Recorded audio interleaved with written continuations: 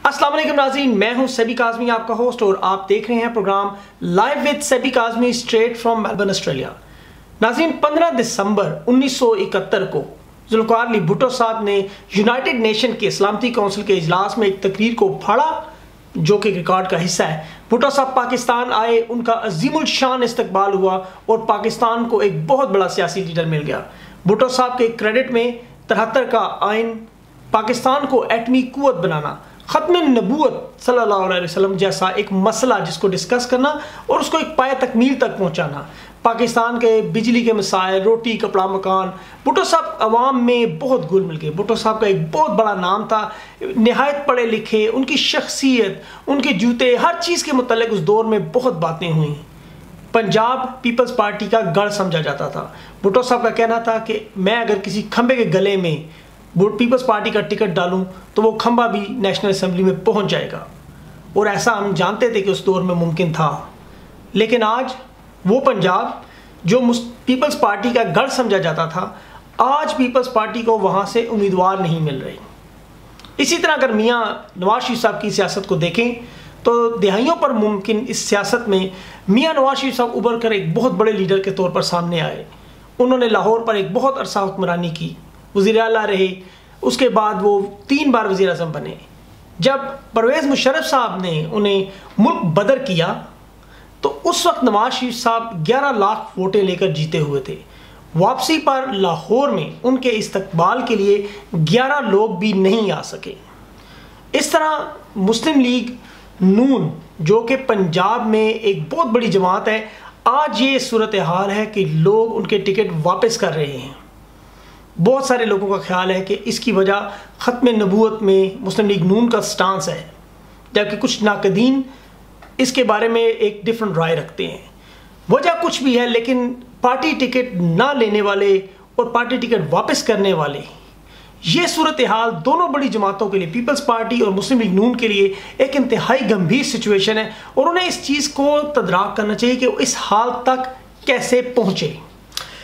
आज वो बाइकआउट करने का सोच रहे हैं, इंतखाबात से भागने की कोशिश कर रहे हैं। हालांकि हमने देखा है कि जिस जमात ने इलेक्शन से भागने की कोशिश की वो तकरीबन पाकिस्तान की सियासी तारीख से, मंजरनामे से तकरीबन हट गई।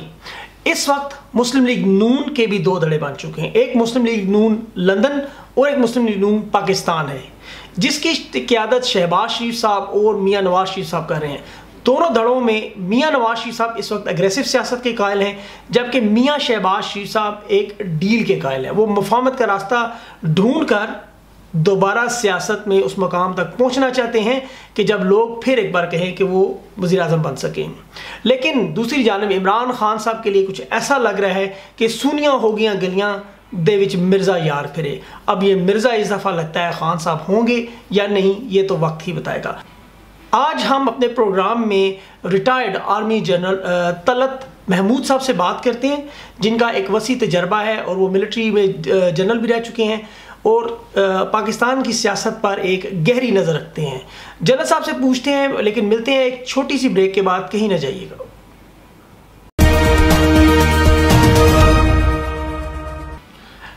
अस्सलाम वालेकुम जनरल साहब, मेरा आपसे पहला सवाल है कि क्या आपको लगता है कि मुस्लिम लीग नून का इस वक्त एहतसाब हो रहा है, उनके साथ ज़्यादती हो रही है, या आपको ऐसे लगता है कि कुछ कुव्वतें उन्हें दीवार के साथ लगा रही हैं, या फिर उन्हें उस दौलत का जो उन्होंने कमाई है उसका उन्हें हिसाब देना चाहिए? इस बारे में आप क्या कहेंगे? देखिए, मेरे ख्याल में इसमें तो कोई शक नहीं कि उनके खिलाफ केसेस तो हैं, और इन केसेस में शायद कुछ असलियत भी हो, वो तो शायद कानूनी बता सकेगा।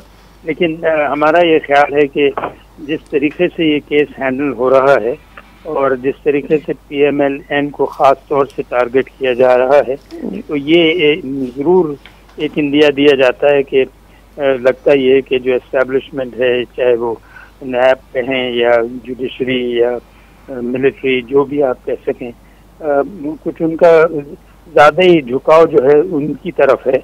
ये इसके बावजूद कि मेरे ख्याल में दूसरी पार्टीज में भी बहुत से ऐसे लोग हैं जिन्होंने बहुत गलतियां की हैं और जिनके पास इतना पैसा है जो कि वो बता नहीं सकते कि कहां से उन्होंने ये पैसा हासिल किया है।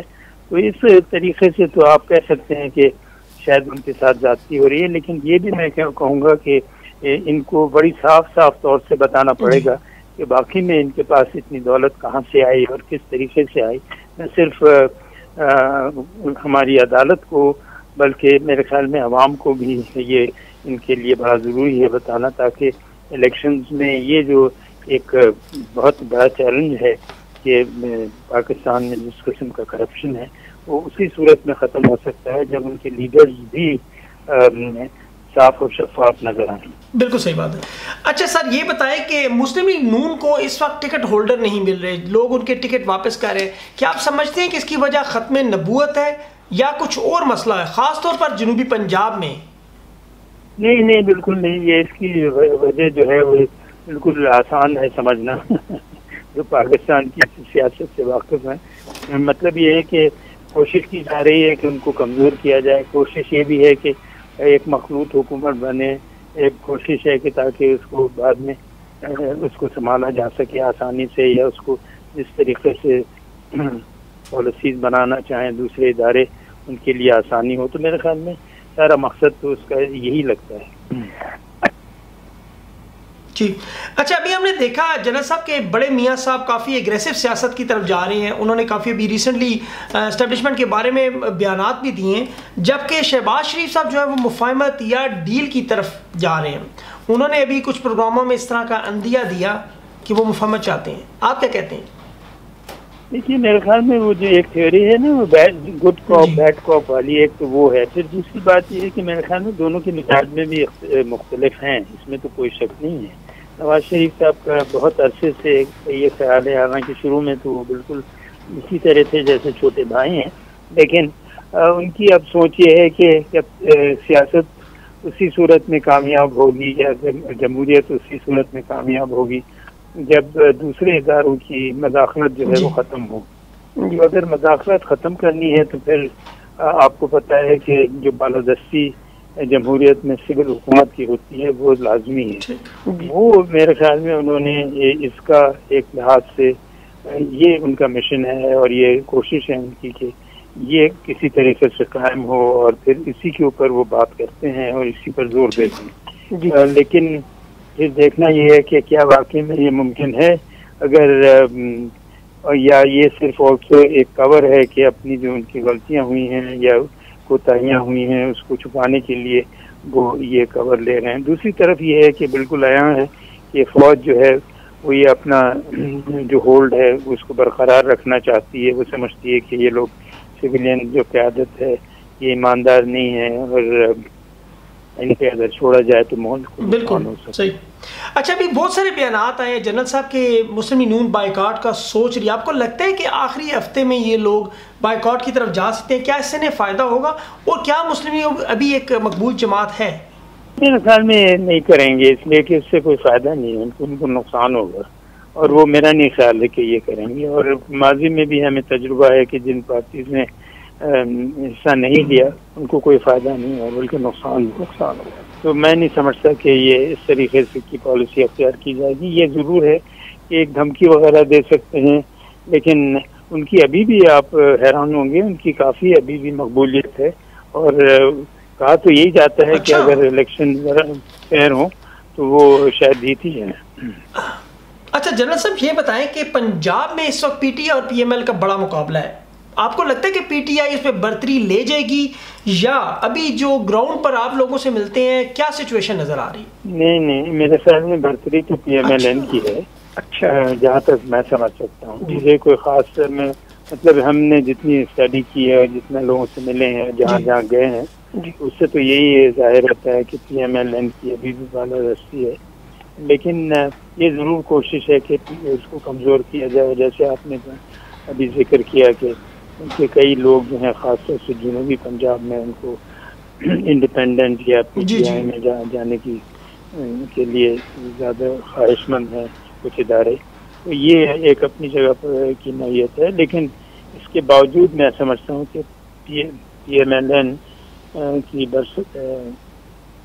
میرے خیال میں ان کی میجورٹی ابھی بھی ہو سکتی ہے. اچھا سر ابھی پیپلز پارٹی کافی زور لگا رہے ہیں، وہ کافی ابھی بلاول بھٹو صاحب کے ساتھ لیاری میں جو ہوا اس کو دیکھتے ہوئے آپ کو بلاول بھٹو صاحب کا مستقبل کیا نظر آ رہا ہے؟ دیکھیے بلاول بھٹو تو مجھے ان کے پرومس تو بہت ہے ان میں، یعنی مطلب یہ کہ ان کا پوٹینشیل بہت ہے، وہ باتیں بہت صحیح کرتے ہیں، وہ پڑھے لکھے بھی ہیں، صرف یہ ہے کہ ان کی اردو ذرا کمزور ہے، وہ کافی عرصہ لگے گا، ذرا تھوڑا سا ان کو ابھی سافٹ ہیں، ان کو میرے خیال میں یہ ایک سخت تو میں نہیں کہوں گا، ان کو ایک پولیٹیکل لہجہ جو ہے وہ استعمال کرنے کی ضرورت ہے۔ اور دوسری بات یہ ہے کہ وہ میرے خیال میں ان کا مستقبل تو کافی روشن ہے۔ یہ ضرور ہے کہ اس وقت شاید کوئی خاص پی ٹی آئی جو ہے اس کو ووٹ زیادہ حاصل نہیں ہوں گے سوائے سندھ وغیرہ کے، لیکن ان کا مستقبل ضرور ہے اگر ان کے والد صاحب جو ہے انہی کے اوپر اور ان کی سوچ کے مطابق اپنی پارٹی کو چھوڑ دیں، پھر شاید یہ پارٹی کو خطرہ کر سکتے۔ پنجاب میں بہت بڑا مقابلہ جو ہمیں نظر آ رہا ہے 2018 کے الیکشن میں، جنرل صاحب آپ کو کیا لگتا ہے کہ عمران خان صاحب وزیر اعظم بن رہے ہیں یا میاں شہباز شریف صاحب؟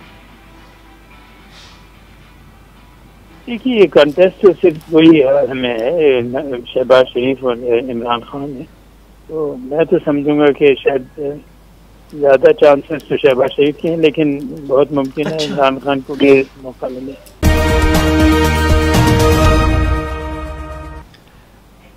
جی ناظرین، آپ نے جنرل صاحب کی باتیں سنی۔ جنرل صاحب کو لگتا ہے کہ میاں شہباز شریف صاحب 2018 کے پرائم منسٹر ہوں گے، یہ تو وقت ہی بتائے گا عمران خان صاحب کو، لیکن یہ بات ہے کہ ابھی گراؤنڈ پر محنت تھوڑی کرنی پڑے گی۔